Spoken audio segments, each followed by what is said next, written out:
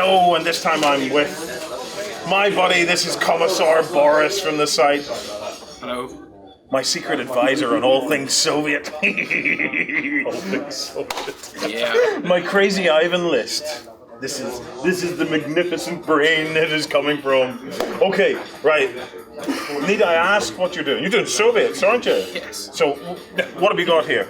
I've went 3 12 men, Yep.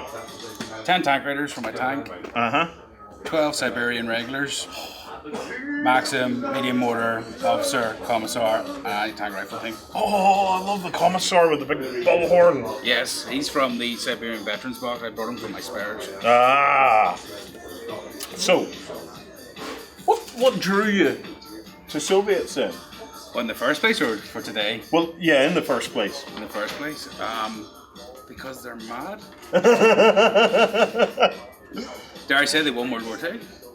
Well, that's true. That's true. It is It true. could be arguable. Yeah. But no, I just like their style, and they killed lots of Nazis. Yeah. Alessio, what's the play style like? It is basically throw everything forward, is it not? Well, it's a good army. It's got a bit of everything. That's the thing. You have infantry, lots of infantry, but you also have extremely good tanks. So I don't really know what they don't have here, really, because you can do very different armies with these guys. You can go tank heavy. You can go horde of infantry without any vehicle and just have basically lots of guys with submachine guns and running and killing the infantry, and then you have dogs to blow up the enemy tanks, and that's it. The scale of the front allows for lots of variables in your forces. Yeah. So Now, one of the interesting things I find is that this is the force that I'm building for the bolt action locked and loaded shield. And my friend Andrew here messaged me just shortly after the show went out when I said I'm trying to historically theme it. He says, you have options. Yes. You have options, and he's been chatting to me about a crazy Ivan list. Crazy. Right? And I thought that I was going to just end up with a bunch of conscripts, basically, a bunch of fairly low quality men, but that's not the case at all. There are options to have highly trained nutters in this army, so it may be a smaller number of them, but tell us a bit about it anyway. So the Siberians, these boys. Yeah. So they arrived in 41 off the trains from Siberia into Moscow with a rifle and a spade, and they went and they beat Germans to death. A million of them arrived. A million of them came out of They've Siberia. been fighting for years against the Japanese in Kalangol, I think it's called. So by the time they got there, they were already veterans then? Was that the... Well, regular at best. So they were Yeah. regular. You can't take them as veterans if you want, but I feel them as regular. And they put the fear. The Asiatic Horde. That's them. What's that thing on your tank? That's an 85mm gun, is it? Yeah, well. Oh, down there, yeah, that's a flamethrower. Oh, all right, a flamethrower. Where's that at? Take the Maxim out and put a man-pack flamethrower in there. Naughty. Stalin has you covered. Keeps you warm. Keeps you warm in the snow. Now, flamethrowers in lots of the World War II games are devastating. Are they equally devastating in bolt action? Perfectly balanced, utterly perfectly balanced. Completely broken.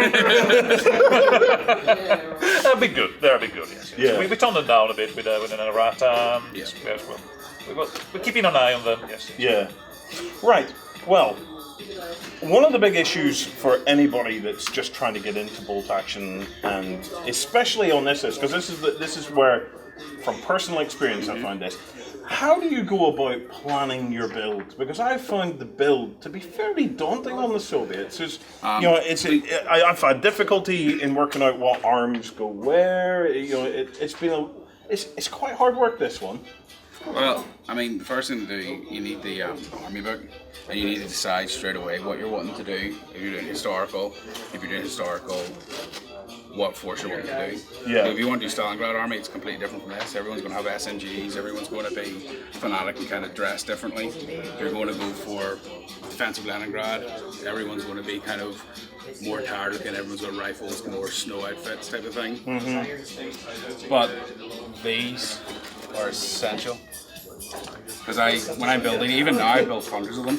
To one side, on that side, and it's the numbers.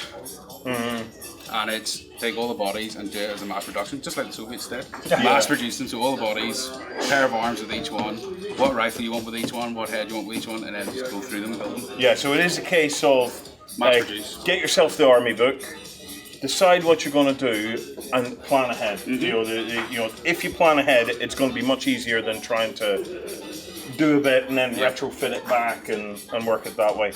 Okay, thank you, gentlemen. That was very insightful. We'll be back again shortly. I think it's time to have a look at some Americans. Scratch that, we're back. You have a question? Yes, I was just about to ask the question. I've noticed that you have an officer on his own and a commissar on his own. Why a single man as opposed to a few guys with them? I mean, well, they're oh, wait. Before he answers that, what way is it normally done? Well, you buy the officer and then you can give him 1 or 2 normally other men. Yeah. It's kind of a little command unit. And are they normally like a meat shield for... Well, I wanted to... Well, yes, normally I think if you go to 3, obviously you can have effectively 2 guys that die before your commander. However, there's a small team rule. So if you only have 2 guys, 1 or 2 guys, you have a -1 to be hit. Yeah. So I think my opinion would be that having 2 guys gives you the -1 to be hit, small team, and 1 extra wound. But why did you go with this setup? I ran out of guys in the box. All right, that's enough of that. What was your theory? What was your theory on it? Did you have a theory of why he might have done it? No. All right, It was okay. a genuine question. Yeah, I just ran out of guys. Really. All right, well, make sure you have enough guys. I think 2 is the best. With 3, you don't have the -1. Yeah. While 2, you get both the -1 and 1 extra wound. Basically. The guy to die first. So, pad out your command squads then, yeah? 1 guy. Yeah, one guy. Yeah. Okay, I would now we're done. All right. Thank you.